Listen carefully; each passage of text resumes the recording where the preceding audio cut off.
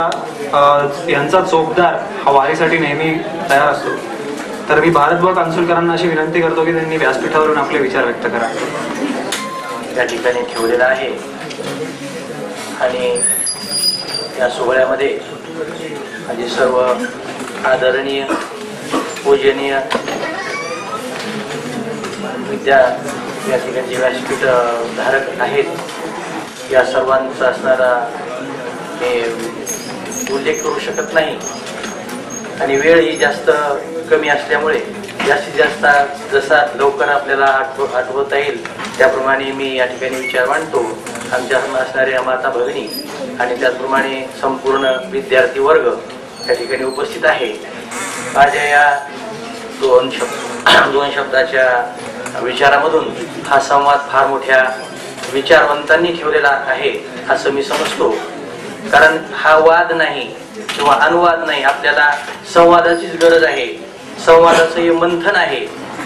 जसं दह्याचं नवनीत काढावं लागतं त्याप्रमाणे या असणाऱ्या संवादामधून आपल्याला असणारं विचाराचं मंथन आणि विवेकाचं मंथन, त्याला ज्ञान आपल्याला मिळवायचं आहे असा असणारा हा संवाद आहे. फार मोठा विचार आहे.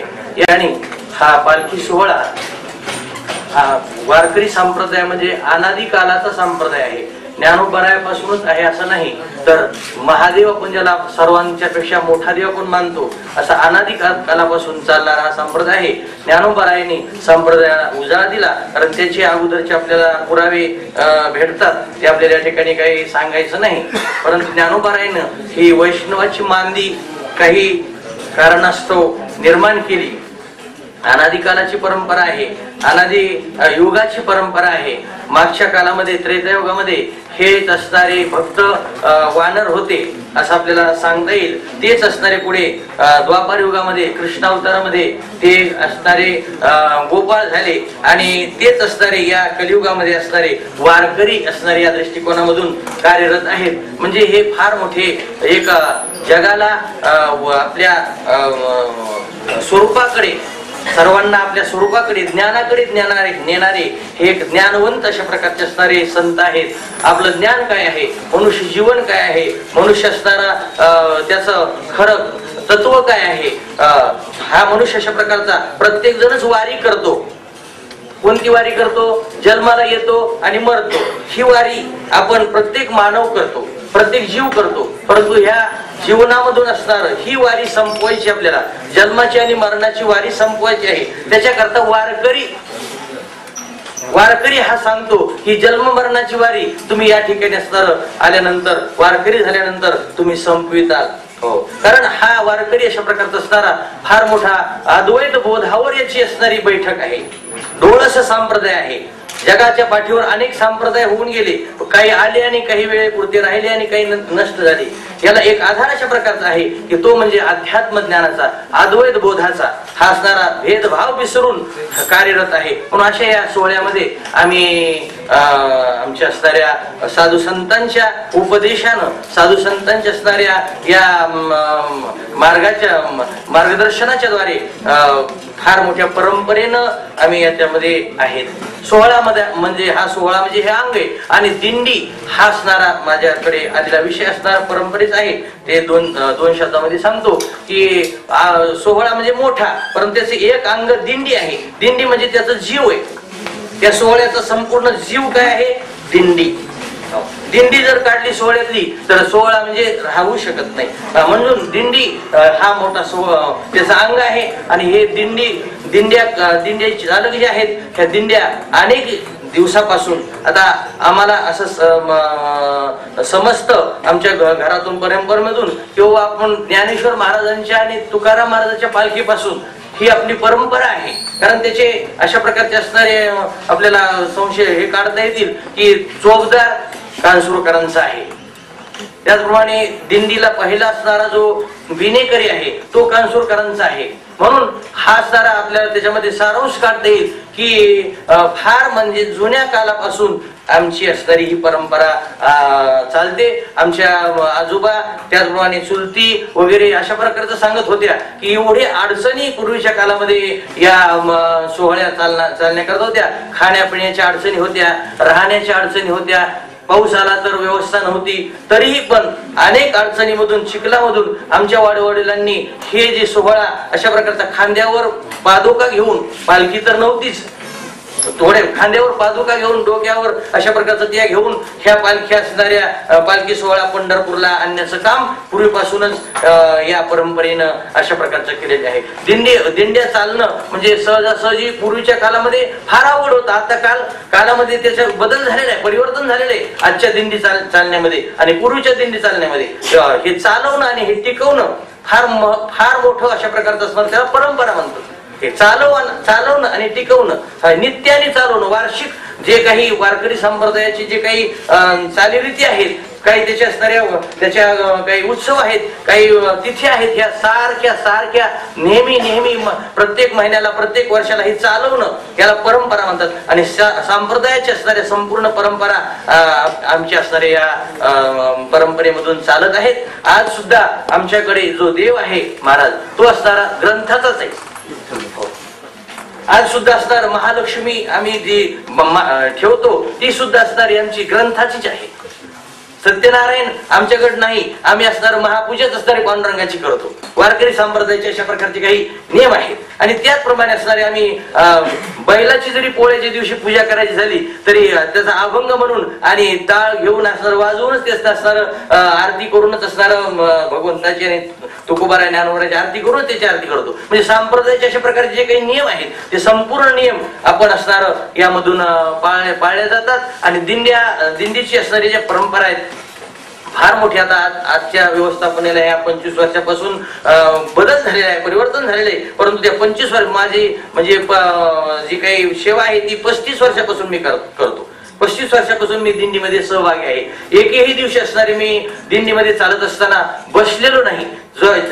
पालखी निघाल्यापासून जे म्हणजे टाळ गाळ्यामध्ये घालतो आणि माणिकरावजी महाराजांना माहिती आहे, बापूसाहेब महाराजांना माहिती आहे की चालण्याची ज्या पद्धती जे काही ते आचार विचार आहेत ते म्हणजे सारखे, त्याच्यात टेम्पोरवारी नाही, त्याच्या टेम्पोररी नाही. पालखी निघाल्यापासून जी काही आपल्याला चालायचं आहे ते सारखं चालायचं. जिथं विसावा आहे तिथंच विसावा घ्यायचा, जिथं म्हणजे जेवण आहे दुपार आहे तिथं दुपार ठेवायची. आरती झाल्याशिवाय दिंडी चालकाने सुद्धा, आता दिंडी चालकाचा वेगळा प्रकार झालेला, आता वेगळा भाग झालेला आहे. परंतु दिंडी चालकावर अशी मोठी जबाबदारी आहे की त्यांनी पालखी निघाल्यापासून पालखीची आरती होईपर्यंत पालखीच्या समोर जे काही कार्यक्रम आहेत, जे काही भजन आहे, जे काही भक्ती आहे, जे काही उपासना आहेत त्या करीत राहणं आणि सर्वांना त्या चालवीत जाणं. आम्ही असणार सकाळपासून नियमाप्रमाणे महाराजांनी जे काही त्या ठिकाणचे जे काही नियम दिलेले आहेत त्या नियमाप्रमाणे असणारी दिंडी चालवण्याचं कार्य आणखी आज असणार तुम्हाला करतो. एकही दिवशी मी आणखी माझ्या 35 वर्षामध्ये वाहनामध्ये बसून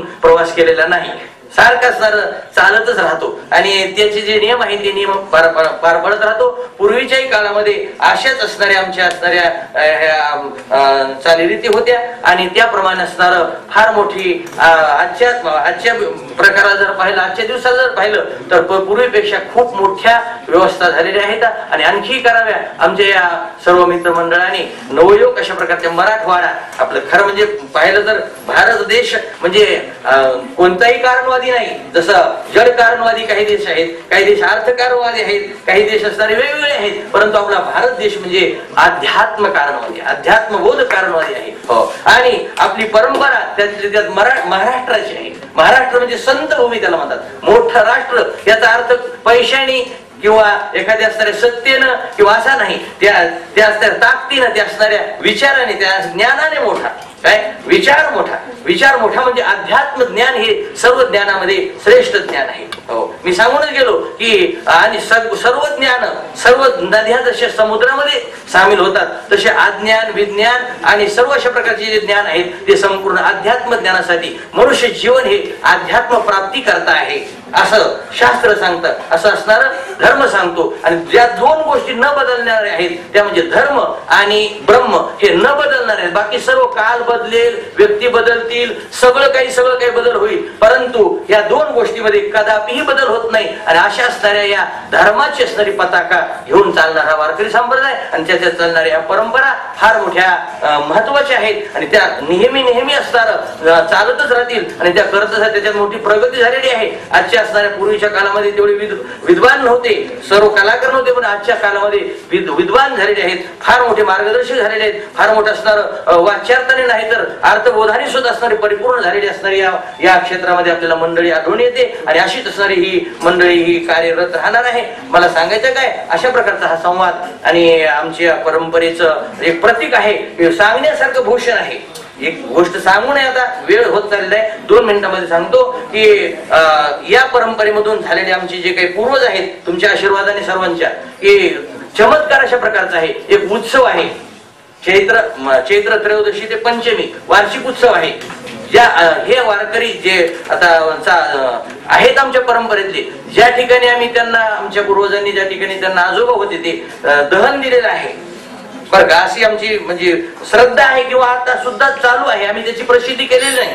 आणि सांगतो तुम्हाला, मुद्दाम तुम्हाला आठवण असावं त्याची असणारी, पाहण्याची सुद्धा तुम्हाला हे यावी की बाबा ज्या ठिकाणी आम्ही दहन दिलेले गोदावरीच्या पात्रामध्ये, त्या ठिकाणी पंचमीच्या दिवशी, चैत्रवद्य पंचमीच्या दिवशी त्या ठिकाणी आम्ही दिंडी घेऊन जातो. अशा आमच्या परिसरामधून सर्व लोक जमतात. त्या ठिकाणी असणारा सप्ताह होतो 3 दिवसाचा.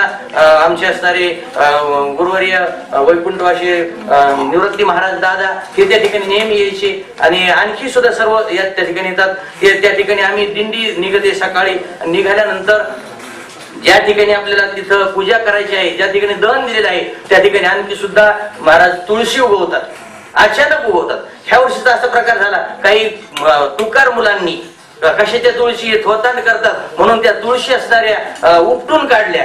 ह्या वर्षीचा प्रकार झाला. काही लोक त्याची टीका करतात, ह्या वर्षी उपटून काढले काही नवतरुणांनी, परंतु त्यात आम्ही काही त्याचा विचार केला नाही. आम्हाला येऊन सांगितलं लोकांनी, असं असं केलेलं आहे. म्हणलं करू दे, आपली जी श्रद्धा आहे ती आपण पूर्ण करू. म्हणून आम्ही दिंडी घेऊन गेलो महाराज. दिंडी घेऊन गेल्यानंतर त्या ठिकाणी अभंग होतो, सिंचन करीत तांबूळ, अशा धावेचा अभंग त्या ठिकाणी होतो. त्या ठिकाणी धावा आम्ही करतो, डेगरी येऊन असणार पळत जातो की त्या ठिकाणी अचानक तुळशी, चांगल्या प्रकारचे कृष्ण तुळशी, राम तुळशी, अशा प्रकारच्या 2-3 तुळशी उगवल्या.